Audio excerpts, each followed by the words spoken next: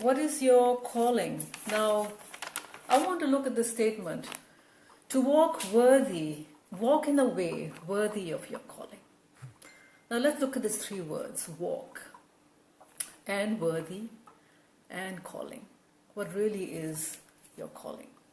We know the word purpose, we know the word higher purpose, and then there is calling. What is the difference between them? What is the correlation amongst them? I will start from a very simple angle. Okay? Now, you must have a purpose in life because purpose is life. All of us have it. And the reason why we're here is because of a purpose. Now, one thing is that purpose evolves over the years, evolves as we go through our life. Now, calling is something that emerges at the right time, even when you found your purpose. Or you could say higher purpose. What's the difference between calling and higher purpose and purpose? For example, I give you myself. When I was in my 20s, I knew what my purpose was. It was to be an entrepreneur. So I did everything I could to take that part of being an entrepreneur. Then over the years, as I went after knowledge, and I became a seeker of knowledge. That's a very important point.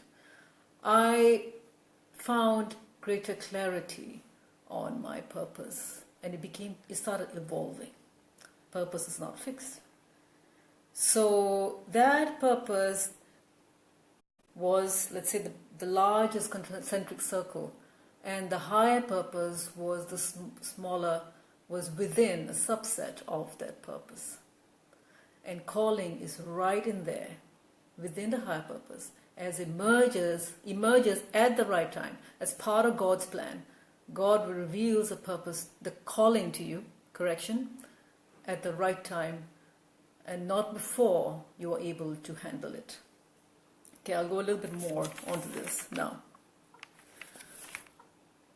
It's important, to know that we need to take certain steps for our higher purpose and our calling to be revealed to us. We can actually stop it from happening. Okay, please understand that we all have a calling.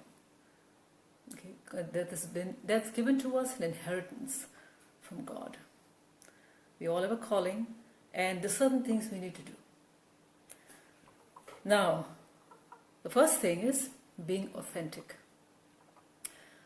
Once you start being authentic to yourself, first, being honest with yourself, and also being authentic in the view of others, you may start feeling that things get a little bit messy, but it creates a certain transparency, and that was understand as spiritual beings, we are designed to be transparent. And when there is a transparency, things open up, things reveal. When you become opaque and closed, your whole life becomes opaque and closed. Now, authentic is one thing. Second thing is about letting go. Now, I'm talking about the pathway towards high purpose, the pathway towards calling. Okay? Not just purpose. Purpose, sometimes you find out, like I say, when you're 20s or 30s. You find, I know this is my purpose. But when you're going into that pathway, it's like going up a mountain. You got to do certain things. You got to prepare yourself. Letting go is such an essential part. Now, letting go of certain things that weigh us down, that hold us down and bring us into that old version of ourselves. Letting go of certain types of people who are not there to support your being a greater version of yourself. They hold you back. Letting go of fear, because fear can paralyze your whole life. I know certain people who live their whole life fearful of change, and you will never allow yourself to move towards your higher purpose with that. You'll never allow that. Ultimately, remember this: it's not based on your numerology. It's not based on your you got amazing birth chart, this, that. No, it's your will. So ultimately, it's your free will.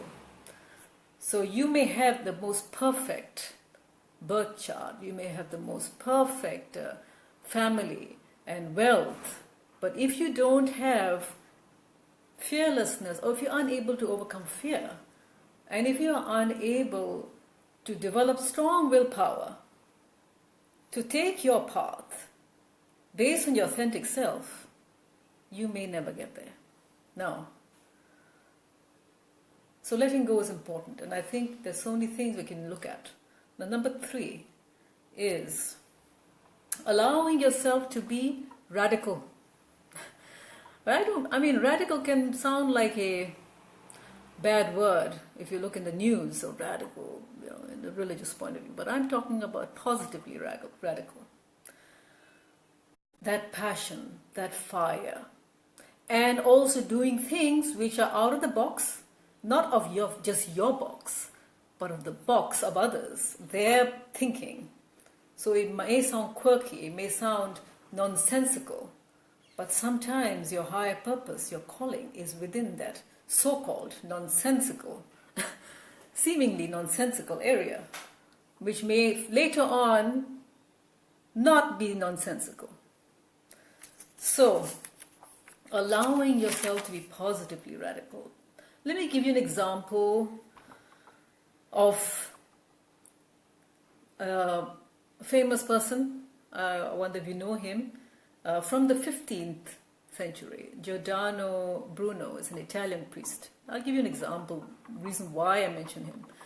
Mentioned in my book, page 166. Now, he reinforced the heliocentric theory, saying that the earth is not the center of the universe. And that theory challenged many people's thinking, and of course up in arms against him. Now, but he also believed that there were more things in heaven than on earth, and he claimed that the unseen elements and the untapped energies governing the cosmos, that if comprehended and perhaps harnessed, could have world-transforming results. Now, this is back in the 15th century. So he was definitely radical, and positively radical, because his thinking was so very much progressive, very much different from the way people think, and in that way allowed him to really reach his calling. So that fearlessness to really open up and speak his ideas, his concepts, which may not be easy to prove.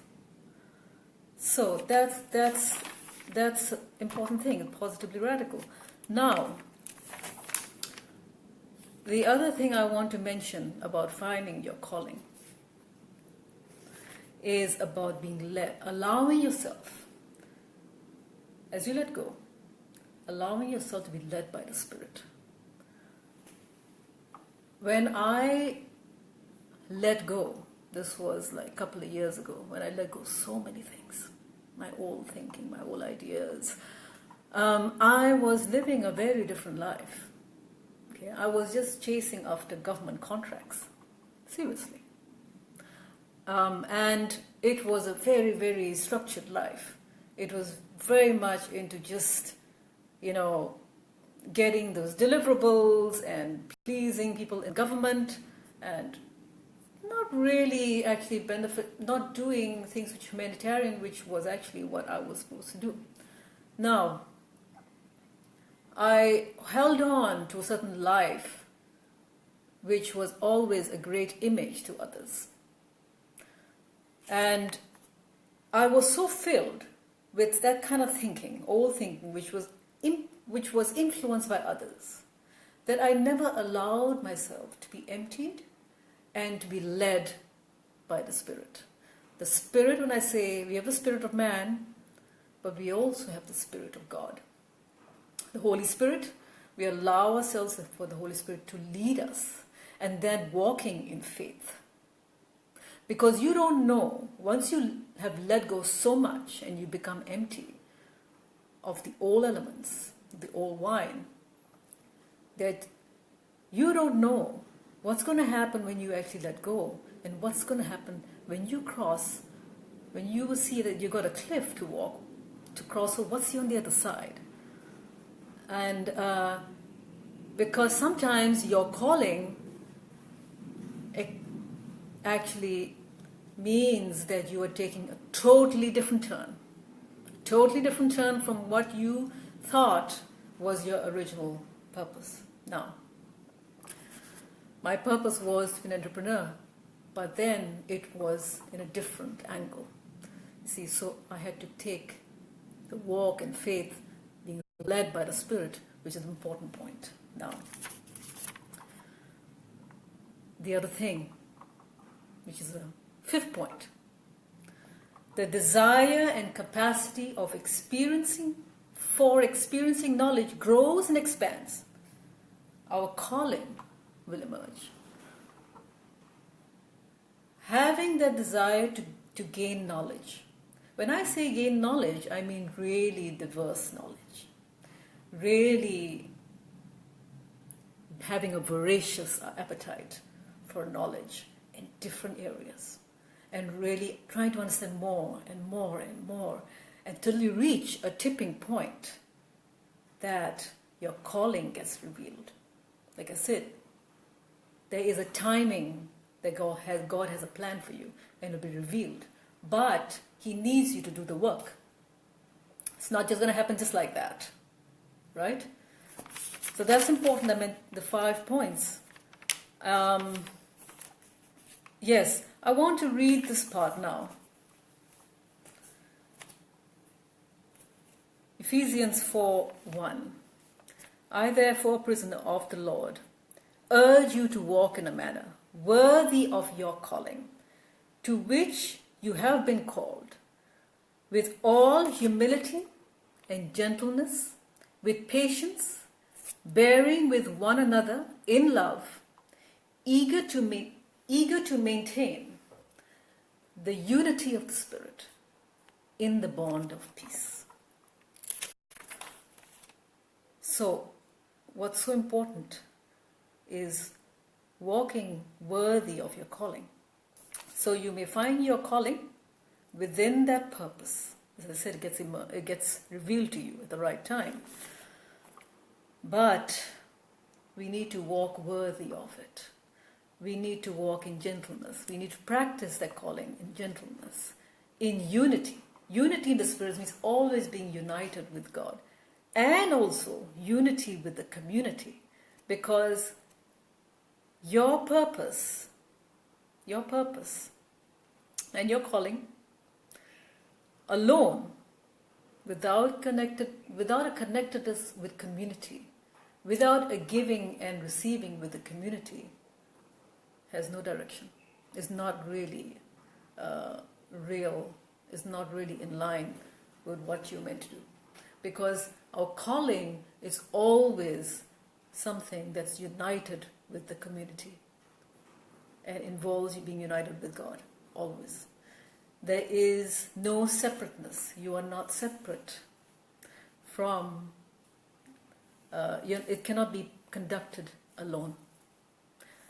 There are people in your life who actually have an impact on how you can deliver your calling and how you can deliver it effectively and accelerate. So, alone you have no real purpose, meaning or direction. we have no real identity alone. It is with others, and it is designed for others. Of course, you're doing it as yourself, playing a selfless role, but understand that selfless doesn't mean suffering, okay? Selfless means that you are part of the community, that you always find yourself there integrated with the community, and you are the light in that community. So that's what selfless is.